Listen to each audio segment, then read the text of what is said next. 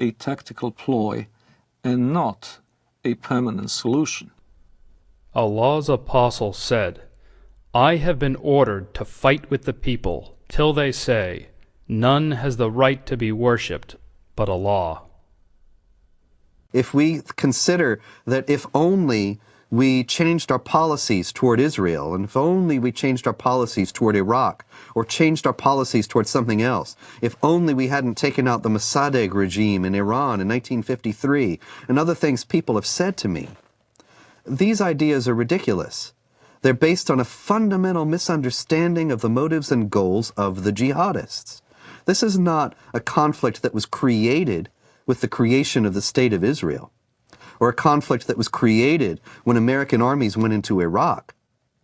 The global jihad has gone on without interruption, without significant interruption, since the 7th century. And it only declined in force and activity at periods when the Islamic world was too weak to prosecute it. The question now that we have to ask ourselves is, do we want to preserve our Judeo-Christian values and our own civilization, or do we choose to go toward a dimitude, an enlarged dimitude in Europe, which will engulf the whole of Europe? Maybe not America, but America will be isolated because it will have to deal in geopolitics with the Islamized demi-Europe. And these are problems that have to be taken into consideration by Europeans themselves in choosing their identity and their future, freedom or dimitude, and by Americans also. In order to defend itself against the onslaught of global jihad, which is coming in the century ahead, I have no doubt of that, the West would need to redefine itself and to say what exactly is the geographic and cultural space to be defended and in the name of what. Defending it in the name of a tepid, lukewarm ideology of multiculturalism is impossible. Multiculturalism and postmodern liberalism are not worthy dying for. They're not something that can inspire people to do what their ancestors had done at Poitiers and at the walls of Vienna in 1683. What global jihad has on its side is simple-minded commitment of millions of people to not only spread the faith, but also better themselves at the expense of the infidel, in the first instance through immigration, and later on, if necessary, by other means. What the West needs to understand about Islam is that Islam has the potential of replacing the dangers that we just kind of did away with, Nazism and communism. Like Nazism and like communism, Islamism, the end justifies the means. There is no respect for national borders, and the whole ideology is to promote their way of thinking and promote their way of life throughout the entire world.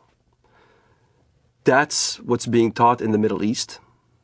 That's what's coming out from all the jurisprudence in Al-Azhar, in Saudi Arabia, and all throughout the Muslim world, is that Islam will conquer and will continue to conquer until it triumphs, until everybody in the world says there's no God but Allah and Muhammad is his prophet.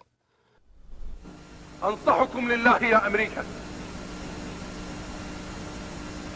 ويا بريطانيا ويا أنتم من قال الله في حقكم قد غضب الله عليكم اليهود يا أبناء القردة والخنازير يا من لا تكون فتنة في الأرض إلا وأنتم عود ثقابها كلما أوقدوا نارا للفتنة أطفأها الله أطفأ الله نوركم وأطفأ الله نيرانكم ولكننا نحن الرجال الذين انسجبنا الله وأرادنا الله فجعلنا أولي البأس الشديد لقطاف رؤوسكم الأينعت وظهرت وطغت وتجبرت فإنا قاطفوها بإذن الله. The peculiarity of Islam has to be faced, and it has to be faced frankly and openly.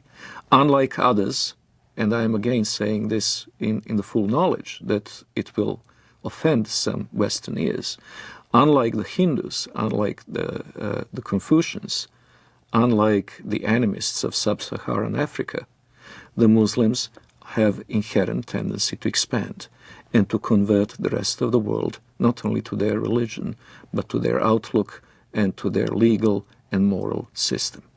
They will not state this openly while they're in a minority in the countries to which they immigrate, but we have seen this time and over again throughout history. Once they reach the numbers necessary to impose their will, they will do so. وسيعلم والله لا أريد أذكر اسمه في هذا المنبر الأمريكان ورئيسهم والبريطانيين ومن والاهم والصهاينة ربيبة ومصنع الكيان. الله أكبر. لو أذن الله لنا يا أمة محمد سيقول حتى الحجر يا مسلم هذا يهودي خلفي تعال واقطع رأسه. ونحن نقطعها والله لا نقطعها أيها اليهود. الله أكبر الله أكبر الله أكبر. الجهاد في سبيل الله الجهاد في سبيل الله الجهاد في سبيل الله النصرة لله. الله أكبر الله أكبر يا أمة القرآن. الله أكبر يا أمة القرآن. الله أكبر الله أكبر عليكم. الله أكبر والنصرة للمؤمنين. الله أكبر والنصرة للمؤمنين.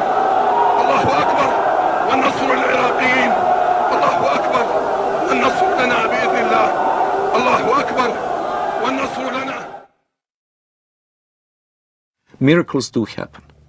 I do not know if it is another, maybe even deadlier terrorist attack that will act as a catalyst, or whether it will be a geopolitical confrontation in the Middle East itself, with Israel perhaps and trust, that a jolt will bring back into the minds and hearts of Westerners the awareness of the need to stand up and be counted.